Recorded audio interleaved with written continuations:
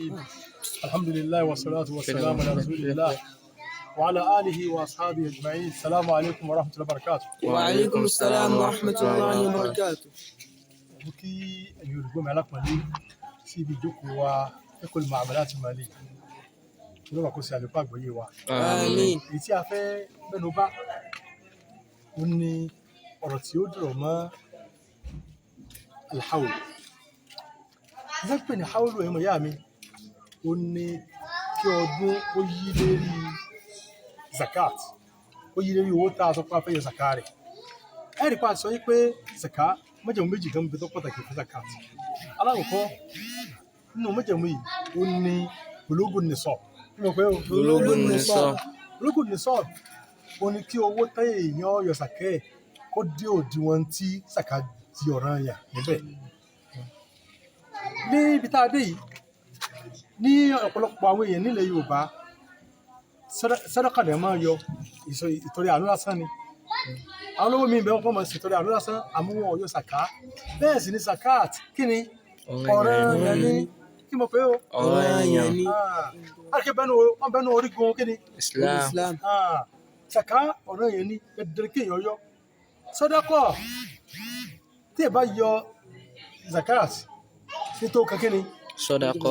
bí náfìlà ni ẹnìkan sọ pé òun ò ní kírun ọ̀ranyàn òkè wákàtí márùn-ún àmọ́ mashallah níbi náfìlà ọ̀gá ni wọ́n kò gbọ́dọ̀ kàn sí àṣìdànù lásán ni wọ́n mú jà sí ọlọ́run ní jẹ́ ká sí àṣìdànù. Bẹ́ẹ̀ náà lẹ́nu tó jẹ́ pé lówó lọ́wọ́ tí ń ṣètòrè àánú àmọ́kọ̀jọ́ kí ni zakat wọ́n kàn sí àṣìdànù lásán ni ó ní pé zakat ọ̀ranyàn ni tó ti yé dandan kí èèyàn rí zakat. Àwọn ọ̀pọ̀lọpọ̀ èèyàn ní ọ̀rọ̀ zakat ò yé sí ó fi jẹ́ pé wọ́n pàtàkì fún gbẹ̀yìn àfáà wa ọlọ́kọ̀ sọ lẹ́sàrí káàrin kankan máa wo olówó kí wọ́n yọ zakat. Tó lówó bá rẹ́nìkan tí ń pè sákèésí zakat tí ń ran kankan pé àní yọ zakat ní sẹ́ẹ̀ kọ́ máa kí pé ó káre pé ó ràn án lọ́wọ́ ni torí pé zakat kí ló ń pè zakat àfọ̀mọ́ ní ń pè ní kí ni o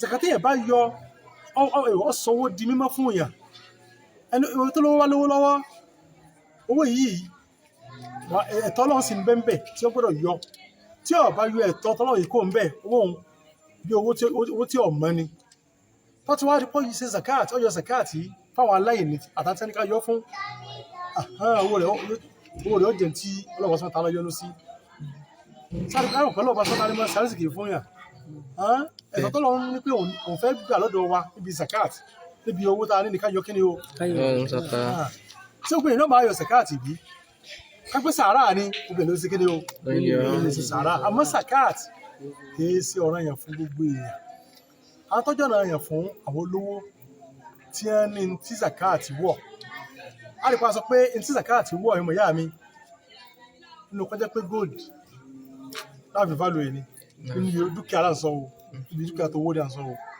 tàbí zilfa abẹ́ẹ̀kọ́ pé gíráàmù tó gbọ́dọ̀ wá ń bí ti gold ó gbọ́dọ̀ jẹ́ 85 grams abẹ́ẹ̀kọ́ níbi ti zilfa fàdákà a gbọ́dọ̀ rí 595 grams olóògbọ́dọ̀ tí ẹnìkan bá ní owó kan ni àbò ní nǹkan dúkìá kan tó ṣe déédéé nǹkan kan ní àwọn nǹkan yìí jù bẹ́ẹ̀ lọ zakawọ̀ àìsàn pé pápá kálukú ó níbi tí ń ṣe àwọn nǹkan ó níbi tí ń sí àwọn nǹkan yìí wọ́n ti calculate ẹ̀ láwọn àyè kọ̀ọ̀kan yàtọ̀ síra wọn lọ́dọ̀ wa ní lẹ́yìn Nàìjíríà ara wà fáà tó sọ pé góòdì kí yọ̀ mọ̀ fi calculate ẹ̀ á sì rẹ̀ tó sọ pé zilfa ní kí yọ̀ mọ̀ fi calculate ẹ̀ gbogbo eléyìí kò sí téèyàn ló ń bẹ tí ó ṣe kí ni o àmọ́ ètò tá a rí pọ́fẹ́ wúlò fún wa jù ó ní ká máa lo zilfa láti máa calculate ẹ̀ ní àlàyé tá a ti ṣe lọ ṣáájú tá à ní fẹ́ padà bẹ́ẹ̀ mọ́ àmọ́ ọmọ ìyá mi ẹ jẹ́ sọ pé à ń lo zilfa táwì náà tá a sọ pé gíráàmù ẹ̀ gbọ́dọ̀ jẹ́ mélòó 595 grams abẹ́ẹ̀kọ́ inú kí ní gbọ́dọ̀ sí déédéé wàhùn tó bá dé pé ìwà nírú 595 grams yìí ní zilfa tàbí jù bẹ́ẹ̀ lọ ń dúkìá sẹ́yìn bá ní sìn Náà. ẹ̀kọ́ àgbẹ̀ fi eléyìí sẹ́yìn sìn ní tó ṣe déédéé ní owó Nàìjíríà ẹ̀gbọ́n lórí òjò lónìí nǹkan bí 196 kìíní kan bá ń lọ ní pé báwọn ẹ̀yà pọ̀ 197,000 tó ṣe déédéé sẹ́gbọ́n o Náà. ẹgbẹ́ ìpàkọ́ yìí pé 197,000 ní kí ni o Ó sì dédé. ilé tó wèsè déédéé ló ní yí Nàìjíríà rìsífà tí ẹ bá ní owó yìí tó jẹ́ owó yìí báyìí tá a pè ní tó ṣe déédéé 595 grams. látọ́jà ti sílfà mi Silver. ó tọ̀sí pátá pé ẹnìkan ní lọ àsìkò tó rí ní lọ́wọ́ ni ó kà ó ti rí orígun kan ní ìsẹ́yìn pé zakati wọ́n kíni Owó rẹ̀ à ń gbà ó ní ọwọ́ àdí ọ̀nà ẹ̀kọ́ yọ ó ní méjìlélẹ́ kejì ó ní hawala ló lè hawọ àwọn lánàá lè hàwọ̀. kí ọdún ó yílé Owó rẹ̀ owó ló. kan kó yílé lórí tó ti yé kó sì kíni o Ọgbọ́n kan yìí wọ́n kó sì kíni o Ọgbọ́n yìí o. lórí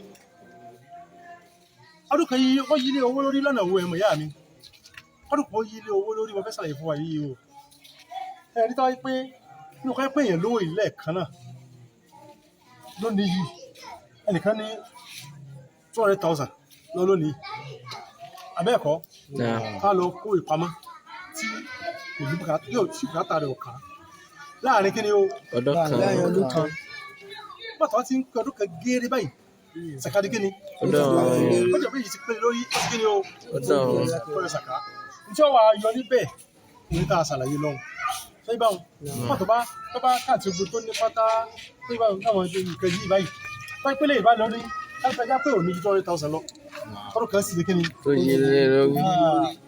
yóò divide pẹ̀lú kí ni 40 tàbí ṣáájú lọ tó bá gbé jáde fún un ní ọ̀yọ́ ní Zaka.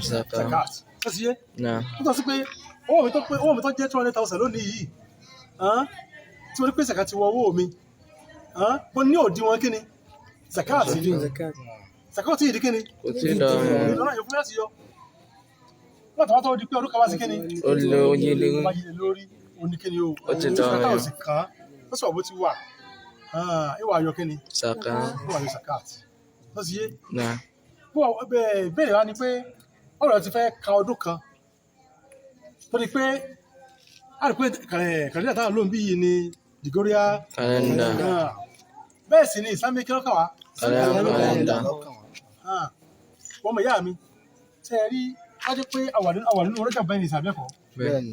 rọ́jà kiri sításà rọ́jà àbẹ́kọ̀ àwà ní 16 rọ́jà àbẹ́kọ̀ Náà.